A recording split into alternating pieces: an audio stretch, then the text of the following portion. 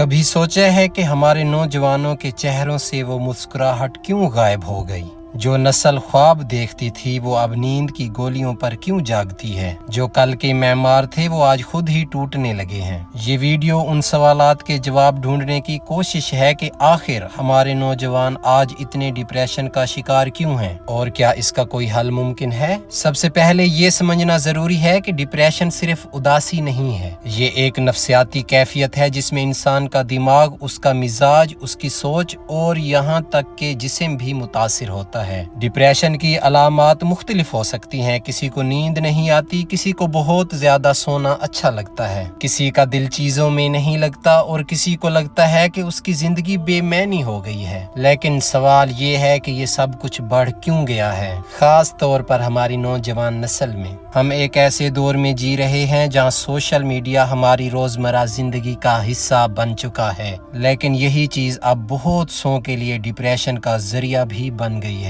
ہم روز انسٹاگرام، ٹک talk, face بک یا YouTube پر لوگوں کی چمکتی زندگی دیکھتے ہیں، خوش چہرے، خوبصورت کپڑے، مہنگی گاڑیاں، گھومنے پھرنے کی ویڈیوز، اور پھر اپنے آپ کو ان سے موازنہ کرنے لگتے ہیں۔ یہ موازنہ ہی اصل زہر ہے، کیونکہ جو تصویر ہم دیکھتے ہیں وہ حقیقت نہیں، صرف اداکاری ہے، لیکن ہمارا دماغ اسے حقیقت سمجھ لیتا ہے اور پھر اندر ہی اندر ہم احساس کمتری کا شکار ہو جاتے ہیں۔ ڈگریاں ہاتھ میں ہیں مگر نوکریاں نہیں، امیدیں بڑی ہیں مگر مواقع چھوٹے، مہنگائی آسمان پر، تنخواہیں زمین پر۔ ہمارے نوجوان ایک ایسے چکر میں پھنس گئے ہیں جہاں وہ جتنا بھی دوڑیں منزل بس تھوڑا آگے رہ جاتی ہے۔ جب ایک نوجوان اپنی محنت کے باوجود آگے نہیں بڑھ پاتا تو اس کے اندر مایوسی آہستہ آہستہ جگہ بنا لیتی ہے۔ وہ سوچتا ہے کیا میری زندگی کبھی بہتر ہو پائے گی؟ یہی سوال بار بار اسے ڈپریشن کے اندھیرے میں دھکیل دیتا ہے۔ ہمارے معاشرے میں اکثر والدین اپنے بچوں سے وہ بننے کی امید رکھتے ہیں جو وہ خود نہیں بن پائے، ڈاکٹر، انجینئر یا سرکاری آفیسر،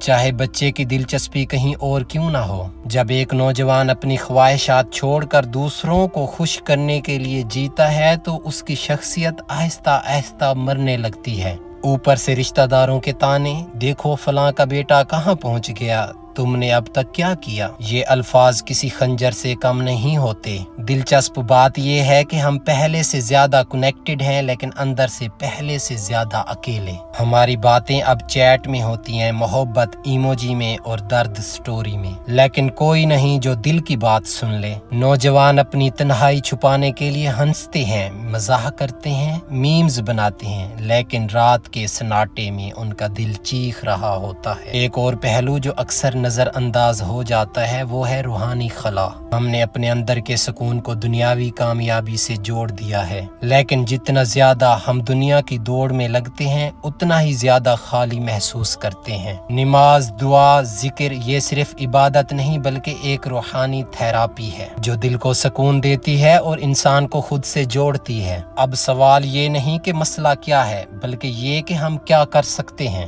بات کریں۔ خاموشی ڈپریشن کو طاقت دیتی ہے، کسی دوست، والدین یا کسی ماہر نفسیات سے بات کریں۔ دوسرے نمبر پر سوشل میڈیا سے وقفہ لیں، ایک ہفتہ، ایک دن یا چند گھنٹے خود کو ڈیجیٹل دنیا سے آزاد کریں۔ تیسرے نمبر پر جسمانی سرگرمی، ورزش، چہل قدمی یا کھیل، یہ صرف جسم نہیں دماغ کے لیے بھی بہترین دوا ہے۔ چوتھے نمبر پر ان کے ساتھ وقت گزاریں جو آپ کو اوپر اٹھاتے ہیں نہ کہ گراتے ہیں۔ پانچویں نمبر پر دل کا سکون صرف بیرونی کامیابی میں نہیں بلکہ اندرونی تعلق میں ہے اپنے خالق سے۔ ڈپریشن شرمندگی کی بات نہیں، یہ ایک بیماری ہے جیسے بخار یا نزلہ، اور ہر بیماری کا علاج ممکن ہے۔ اگر آپ ڈپریشن میں ہیں تو یاد رکھیں آپ اکیلے نہیں، آپ کمزور نہیں، آپ انسان ہیں اور آپ اہم ہیں۔ زندگی ختم کرنے کا نہیں بلکہ نئی زندگی شروع کرنے کا وقت ہے۔ اگر آپ کو یہ ویڈیو مفید لگی ہو تو اسے ضرور شیئر کریں کیونکہ ہو سکتا ہے یہ کسی کی زندگی بچا لے۔ میں ہوں روحانی اجالا اور یہ تھی ایک کوشش ہمارے نوجوانوں کے دلوں کی آواز سمجھنے کی۔